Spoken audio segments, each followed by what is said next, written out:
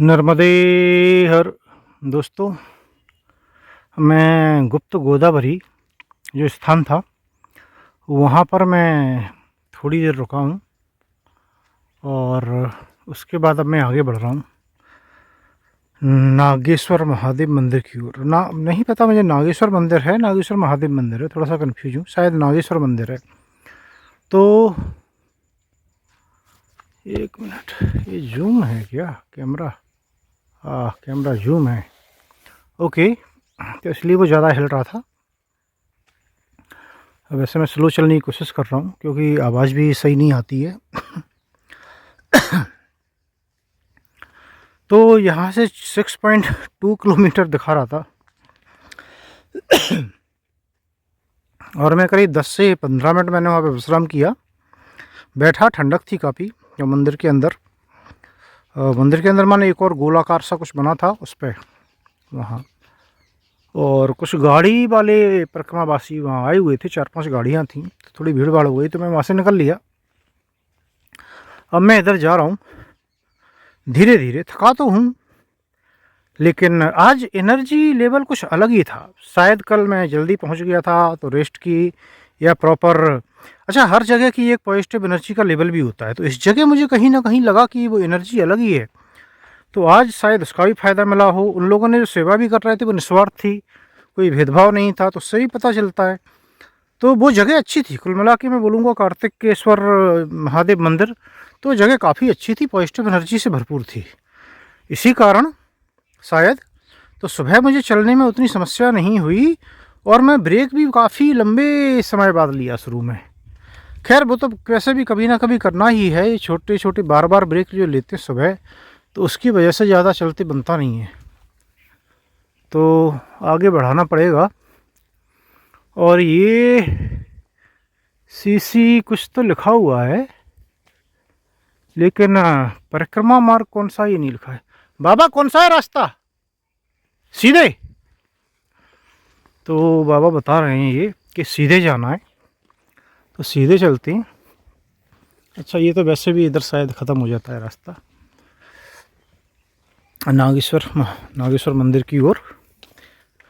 और अगर 2 बजे तक पहुंच गया तो 3 से 3:30 बजे तक विश्राम किया जाएगा और फिर वहां से निकला जाएगा।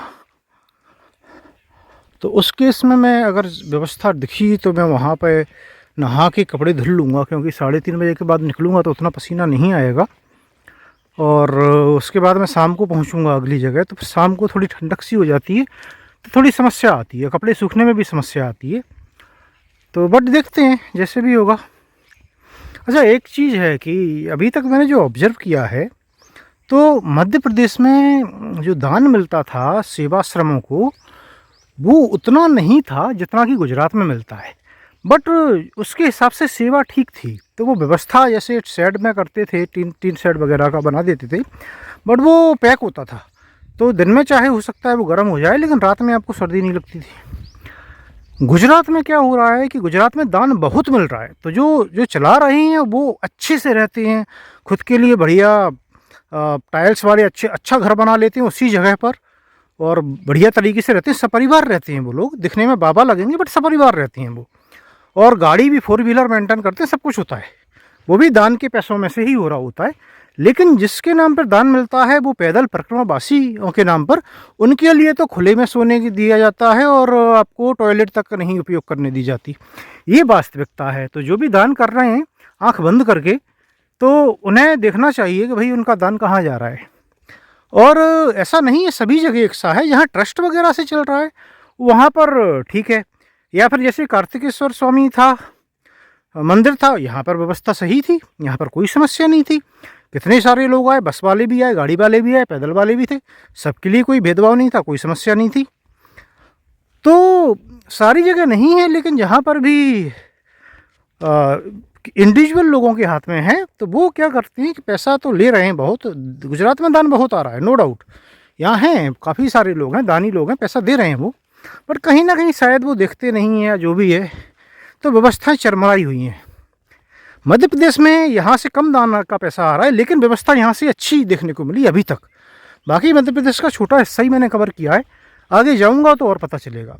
और बीच में जो महाराष्ट्र का हिस्सा आया था 80 किलोमीटर था या जो भी था, पता नहीं 100 किलोमीटर था, वहाँ तो कुछ समझ में ही नहीं आया कि दान नहीं आ रहा है या आ रहा है, तो व्यवस्थाओं के नाम पे तो कुछ था ही नहीं।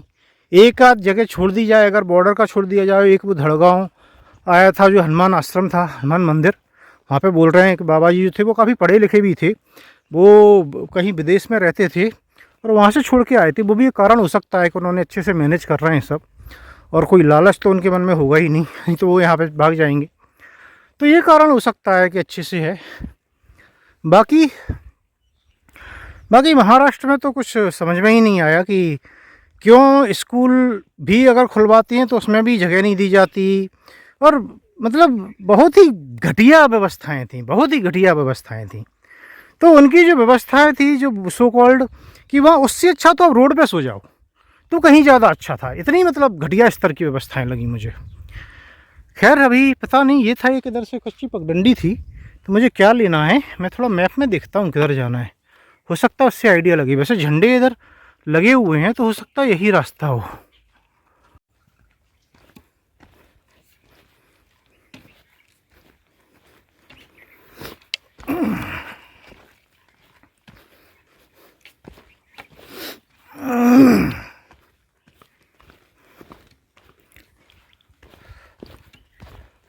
तो ये छोटी छोटी झंडियाँ जो हैं वो आपकी मार्गदर्शक हैं, और इस रास्ते में पगडंडियों में ये लगा रखी हैं, तो रास्ता भटकने का कोई चांस नहीं है, क्योंकि इधर आपको कोई मिलेगा नहीं रास्ता बताने के लिए। इसलिए इनके सहारे आप चलते रहिए जंगल में से, तो आप पहुंच जाएंगे। रोड भी होगा जैसे कि अधिकतर जगह होता है, लेकिन ये रास्ता है परिक्रमा का।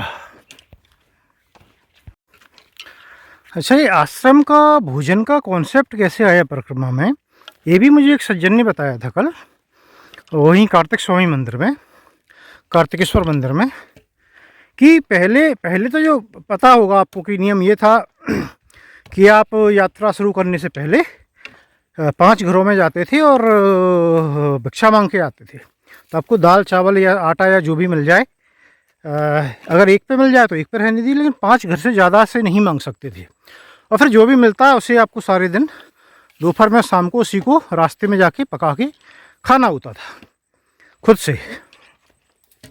फिर उन्होंने बताया कि हुआ क्या, धीरे धीरे फर्जी परिक्रमावासी घुस आए, और वो क्या करते कि मांगते जाते, इतना मिलता अगले गांव में उसे बेच देते, वहाँ पे फिर मांगते फिर बेच देते। तो ऐसे करके लोग बाग परेशान हो गए कि मांगने वाले की कमी ही नहीं होती थी, तो असली मांगने वाले थे नहीं, इसलिए उनने धीरे धीरे देना बंद कर दिया।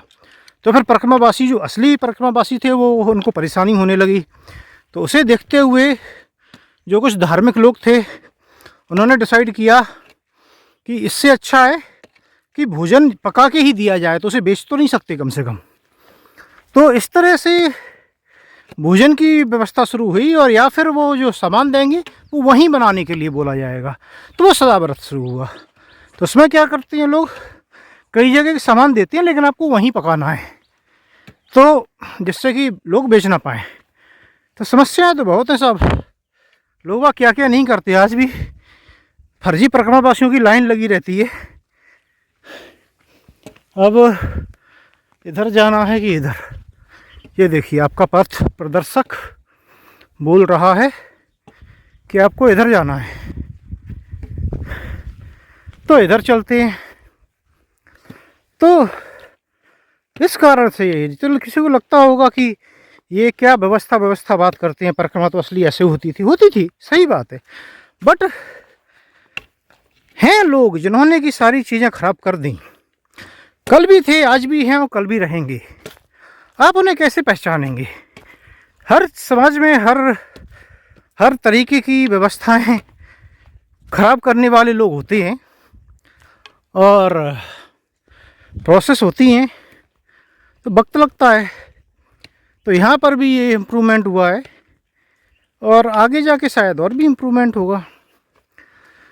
तो उसका तरीका बदल जाता है, उसका उद्देश्य बदल जाता है, चलता रहता है। अभी एक झोंपड़ी में झंडियाँ लगी हैं, तो मैं सोच रहा हूँ क्यों ना यहाँ विश्राम किया जाए। उससे कोई फ़र्क नहीं पड़ता कोई है यहाँ या नहीं है। अगर ये रास्ता वहाँ लेकर जाएगा तो थोड़ी देर बैठा जाएगा।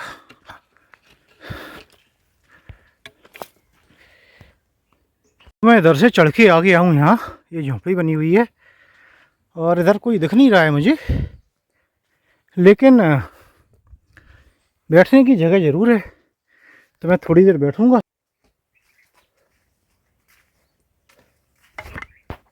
ये आ गया है बडवाना गांव और यहाँ से बड़ी पगडंडी मिलेगी। चौड़ा सा रास्ता, सीधे इसी रास्ते पे जाना है। सीधा रोड पे है। चलिए, एक ही बाबा भी मिल गए हैं अभी अभी।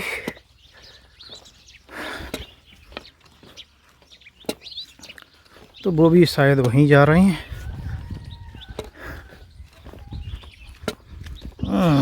एक बार पहुंचा जाए, फिर थोड़ा सा विश्राम किया जाए, फिर आगे बढ़ा जाएगा।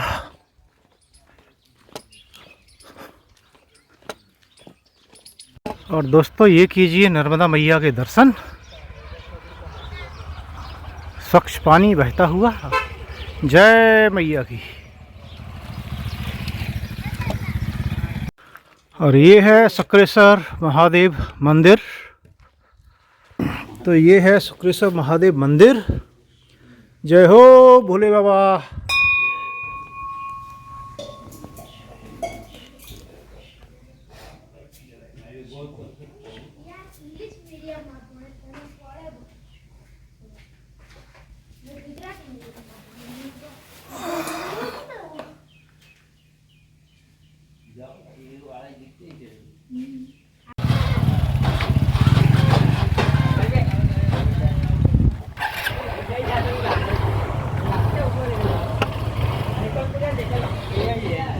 यही है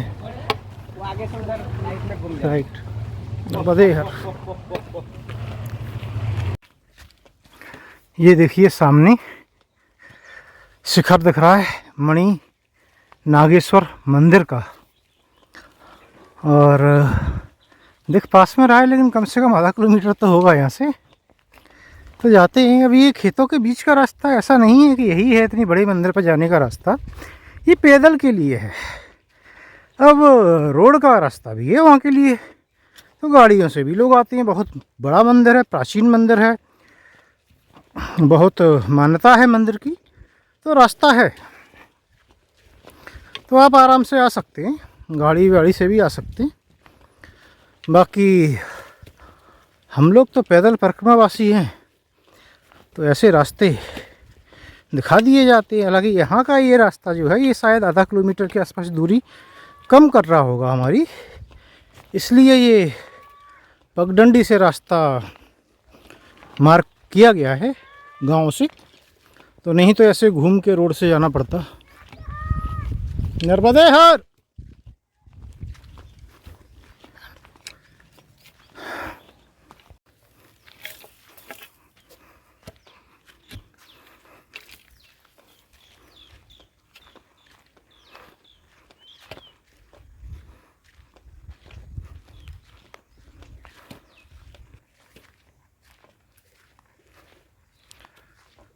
मैया के एकदम किनारे पर है ये मंदिर।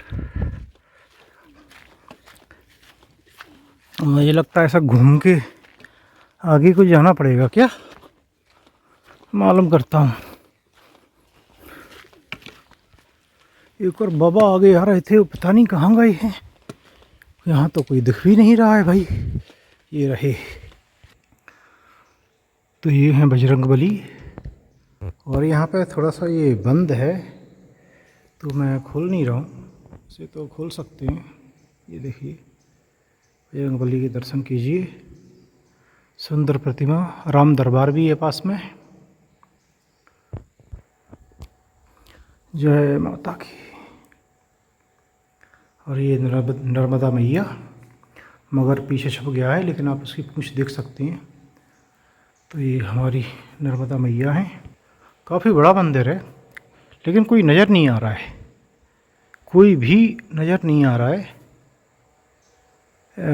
तो पता नहीं है रुकने की व्यवस्था किधर है, कहाँ रख सकते हैं, कहाँ नहाया जा सकता है, कुछ भी पता नहीं है। और ये मणि नागेश्वर मंदिर है या वो मंदिर दूसरा है? तो दोस्तों ये नागेश्वर मंदिर नहीं है, ये मारुति धाम आश्रम मंदिर है। तो ये काफ़ी बड़ा बना हुआ है और इसमें काफ़ी अच्छा खासा बड़ा बगीचा मेंटेन किया हुआ है। तो यहाँ पर रुकते होंगे लोग रात्रि में। अभी कोई नहीं है तो शायद इसलिए जब केयर टेकर होंगे या जो रहते होंगे वो भी यहाँ पे नहीं है। ये देखिए कितना बड़ा बगीचा वगैरह है, बहुत बड़ा ग्राउंड है। तो रात्रि में शायद वो आ जाते होंगे। तो अभी यहाँ पर रुक के जो 4 बजे निकलने का प्लान था वो कैंसिल करना पड़ेगा। जय गणपति बप्पा। गणपति बप्पा भी बैठे हुए हैं यहाँ पे। और यहाँ से आगे नागेश्वर मंदिर में दर्शन करके आगे बढ़ना पड़ेगा फिर थोड़ी देर बाद, क्योंकि यहाँ पे कुछ पता ही नहीं चल रहा है नहाने धोने का व्यवस्था किधर है, कपड़े किधर धुले जाएं। तो फिर समय बर्बाद करने का मतलब नहीं है। तो दोस्तों वहाँ से नीचे उतरेंगे मंदिर तो इसमें व्यवस्था है, ऊपर से नहीं दिख रही थी। ये देखिए काफ़ी बड़ा हॉल है, यहाँ पर आप विश्राम कर सकते हैं और टॉयलेट वगैरह भी बने हुए हैं। और ये आगे भोजनशाला भी है बहुत बड़ी, तो रुकने वगैरह की अच्छी व्यवस्था है यहाँ पर। हालांकि मैं नहीं रुकूंगा, थोड़ी देर विश्राम करके मैं आगे निकलूँगा और मणि नागेश्वर मंदिर होते हुए भालौद में दत्ता मंदिर है, उधर के लिए निकलूँगा आज। और वहाँ पर आज रात्रि विश्राम होगा। तो अभी थोड़ा विश्राम किया जा रहा है, फिर उसके बाद मैं निकलता हूँ। तो दोस्तों 1 घंटे विश्राम के बाद मैं यहाँ से निकल रहा हूँ। ये हनुमान मंदिर आश्रम से मणि नागेश्वर मंदिर की ओर। और वहाँ से जाया जाएगा भालौद, जो कि 5-6 किलोमीटर है। और वहाँ पर दत्ता मंदिर है और आश्रम भी है। तो आज रात्रि विश्राम वहीं होगा। अब आराम करने के बाद पैर चलती नहीं है तो लंगड़ा के चलना पड़ रहा है, जब तक वो थोड़ी देर दोबारा से मोशन में नहीं आ जाती। थोड़ी सी प्रॉब्लम रहती है। चलिए चला जाए नागेश्वर मंदिर की ओर।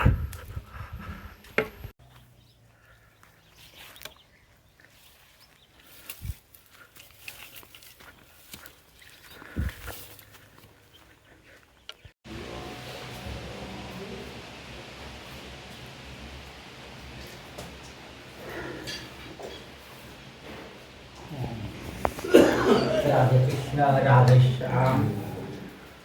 ओम नमः शिवाय ओम नमः शिवाय ओम नमः शिवाय ओम नमः शिवाय ओम नमः शिवाय ओम नमः शिवाय ओम माता सुधीर पिता महादेवी नमः माता पिता नमः माता गंगाय नमः श्री पार्वती माता पिताय नमः माता पिता नमः माता गंगाय नमः। ओम राधे कृष्ण राधे श्याम। नर्मदा मैया और पीछे जो आपने दर्शन किए वो थे मणि नागेश्वर महादेव। और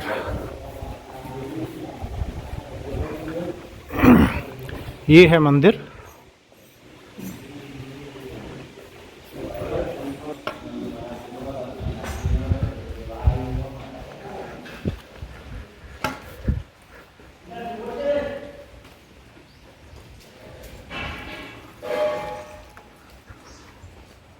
और अब आगे बढ़ा जाएगा। तो दोस्तों जो पहले हनुमान मंदिर मिला था जहाँ मैं थोड़ा विश्राम किया था, उसका नाम है शाश्वत मारुति धाम। और अभी मणि नागेश्वर से लौट के आना पड़ा है, बिल्कुल यू टर्न लेके। को बताने रास्ता नहीं है, हालांकि शॉर्टकट होना चाहिए था लेकिन भी बताने वाला नहीं है। तो उस रोड पे आना पड़ा करीब 1 किलोमीटर चल के। और यहाँ से भी मैप में 6 किलोमीटर और दिखा रहा है। तो वो बोल रहे थे वो ग्रामीण 3 किलोमीटर है, बट इसके हिसाब से तो 6 से 7 किलोमीटर बड़े आराम से है, अगर रोड से ही जाना पड़ा। लगता है रोड से ही जाना पड़ेगा। मैं करीब 3 किलोमीटर तो चल लिया हूँ मणि नागेश्वर मंदिर से, और अभी करीब 3 किलोमीटर और है जो है दाहोद, क्या जगह का नाम था शायद भूल गया मैं, यहाँ पर की दत्ता मंदिर है, भालौद। तो शायद भालूद है, पहुँचेंगे धीरे धीरे। ज़रूरत पड़ी तो एक ब्रेक लिया जाएगा, ज़्यादा नहीं लिए जाएंगे क्योंकि फिर वहाँ तो ब्रेक लेना ही है। तो अगर जल्दी पहुँचूँगा तो नहाने कपड़े धोने में आसानी होगी। अगर ठंड हो जाती है, शाम हो जाती है तो थोड़ी समस्या आती है ठंडे पानी में। ये देखिए खेत। तो दोस्तों ये है भालौद गांव। भालौद मैं जा रहा हूं दत्ता मंदिर। तो यहाँ से करीब आधा किलोमीटर और होगा। हाँ, वहाँ पहुँचा जाएगा, फिर देखा जाएगा। देखा क्या जाएगा, वहीं विश्राम करना है आज। और सबसे पहले 10 मिनट विश्राम करके नहाया धोया जाएगा और फिर दर्शन किए जाएंगे।